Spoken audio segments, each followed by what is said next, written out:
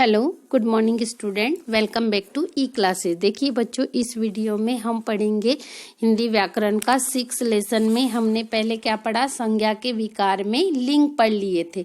अब क्या पढ़ेंगे हम, वचन।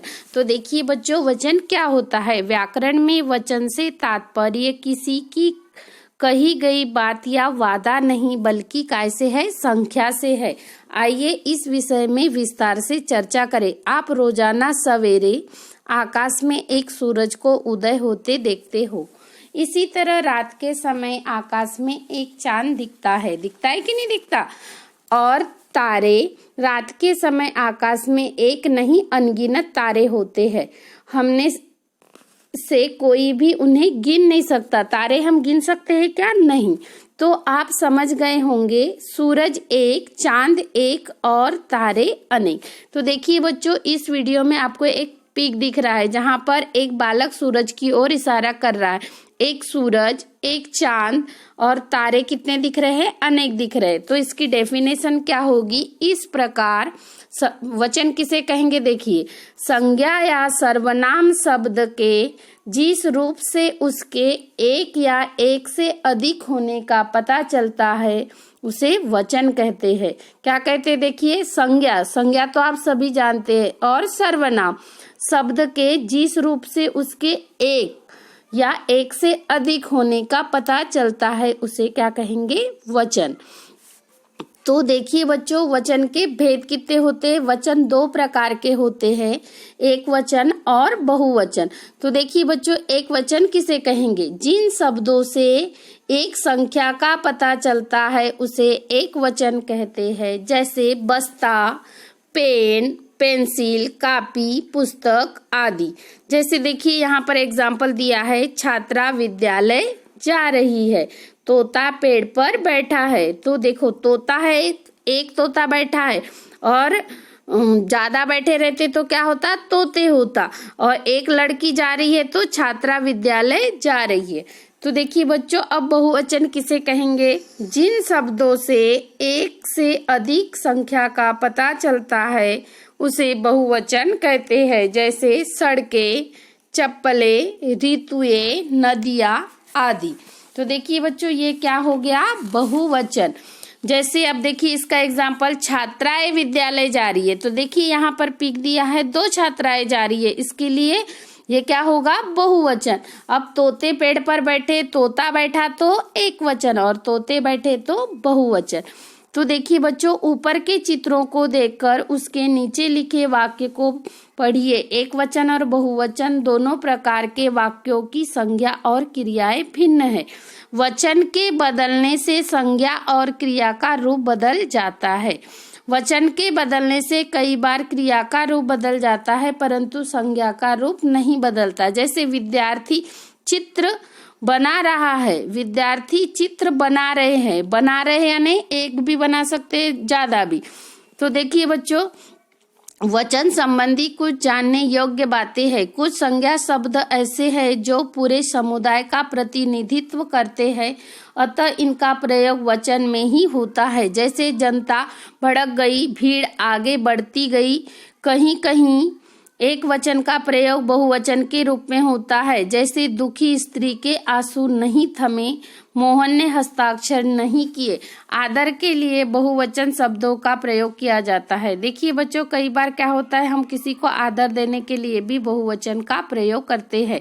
जैसे मेरी माताजी खाना बना रही है, मेरी अध्यापिका बहुत अच्छी है, उसके पिताजी पत्रकार है, मेरे दादाजी बगीचे में है। देखिए बच्चों, वचन परिवर्तन, पुल्लिंग शब्दों के अंत में आए आ को ए में बदलकर बहुवचन बनता है। जैसे बच्चा है तो बच्चे, कपड़ा है तो कपड़े, तकिया है तो तकिए। ठीक उसी प्रकार स्त्रीलिंग शब्दों के अंत में आए आ में ए लगाकर, अध्यापिका है तो अध्यापिकाएं, परीक्षा है तो परीक्षाएं। फिर स्त्रीलिंग शब्दों के अंत में आए अ को ए में बदलकर बहुवचन बनाते। जैसे बहन है तो बहनें। फिर है स्त्रीलिंग के अंत में आए ई को ई या में बदलकर, नीति है तो नीतियां। फिर अंत में चंद्र बिंदु लगाकर बहुवचन बनाते। जैसे चुईया। अंत में गण और वृद्ध, जन, वर्ग आदि लगाकर बहुवचन बनाते हैं। हेलो, देखिए बच्चों, अभी हम पढ़ेंगे कारक। कारक नीचे दिए गए चित्रों को ध्यानपूर्वक देखिए। निकिता ने ईशान के लिए चाय बनाई। निकिता के हाथ से प्याला गिरा। निकिता के कपड़ों पर चाय गिरी। इन चित्रों में निकिता का संबंध क्रिया के साथ किसी न किसी रूप से जुड़ा हुआ है। निकिता संज्ञा है, उसका संबंध क्रिया से कुछ विशेष शब्दों से जुड़ा हुआ है, जैसे पहले वाक्यों में के लिए, दूसरे वाक्य में से यानी अलग होने में, और तीसरे में पर। इन चिन्हों को ही कारक कहते हैं। ये कारक चिन्ह संज्ञा या सर्वनाम का क्रिया के साथ संबंध दर्शाते हैं। इन्हीं कारक चिन्हों को परसर्ग या विभक्ति भी कहा जाता है। आपने देखा होगा कि केवल शब्दों को पास पास रख देने से वाक्य नहीं बनते और न ही अर्थ स्पष्ट होता है। वाक्य का प्रत्येक शब्द एक दूसरे से जुड़ा होता है और सबका क्रिया के साथ कोई न कोई संबंध होता है। वाक्य के संज्ञा सर्वनाम पदों का उस वाक्य की क्रिया के साथ संबंध को कारक कहा जाता है। तो देखिए बच्चों, कारक कितने प्रकार के होते हैं। कारक के भेद। कारक के निम्नलिखित 8 भेद होते हैं। इनके नाम तथा विभक्ति चिन्ह दिए गए हैं। तो देखिए, कर्ता, कर्ता ने कर्म को, करण से यानी के द्वारा, संप्रदान को के लिए, आपादान से यानी अलग होने के अर्थ में, संबंध का, के, की, रा, रे, री, अधिकरण में यानी विषय में या पर, संबोधन में होगा हे, अहो या अरे। आइए अब विस्तार से कारक के बारे में जानते हैं। तो कर्ता कारक, काम को करने वाला क्या कहलाता है? कर्ता कारक कहलाता है। जैसे कंचन ने चित्र बनाया।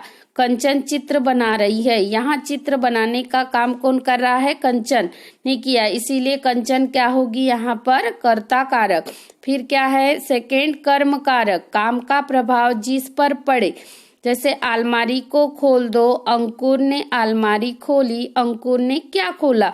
यहाँ खोलना क्रिया का प्रभाव अलमारी पर पड़ रहा है, इसीलिए अलमारी क्या होगी?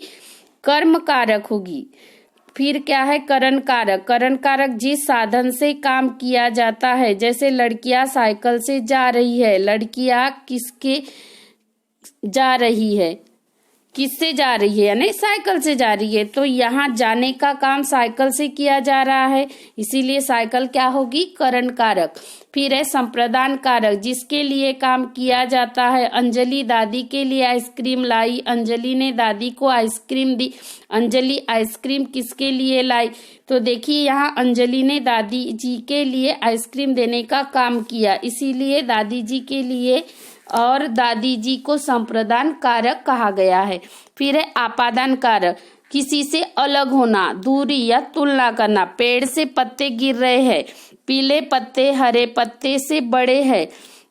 पेड़ मेरे घर से दूर है, यानी दूरी बता रहा है। यहाँ पेड़ से यानी अलग होना, हरे पत्तों से तुलना हो रही है, और घर से दूरी में आपादान कारक है। इसके बाद है संबंध कारक। कौन सा कारक? संबंध। दो शब्दों के बीच संबंध बताता है। जैसे रेनू चित्र बनाने की कॉपी लाई। यहाँ पेंसिल भी मेरी है। किसकी पेंसिल है? किसकी कॉपी है? यहाँ मेरी और चित्र बनाने की कॉपी में संबंध कारक है। अधिकरण कारक, जिस पर या जिसमें कोई वस्तु है। जैसे पेड़ पर घोंसला है। घोंसले में अंडे है। घोंसला कहाँ है? अंडे कहाँ है? यहाँ घोंसले में और पेड़ में क्या है? अधिकरण कारक है। फिर है लास्ट संबोधन कारक। तो देखिए बच्चों, जिसे पुकारा जाए या संबोधित किया जाए। देखिए, ये नाम से ही पता चलता है कि संबोधन कारक है। अरे भैया बचाओ, जरा सुनना। किसे पुकारा गया? यहाँ अरे भैया संबोधन कारक है। तो देखिए बच्चों, संबोधित करते समय बच्चों, भाइयों, लड़कों, लड़कियों शब्द का प्रयोग किया जाता है। बच्चों, भाइयों, लड़कों और लड़कियों का नहीं। तो देखिए बच्चों, ये हो गए कारक के भेद। तो ये कितने प्रकार के होते हैं? पूरे 8 प्रकार के, और सबके एग्जाम्पल भी हो गए। तो देखिए बच्चों, यहाँ पर ये आपका लेसन पूरा कंप्लीट हो जाता है। इसके बाद इसके क्वेश्चन आंसर आपको खुद करना है। Thank you.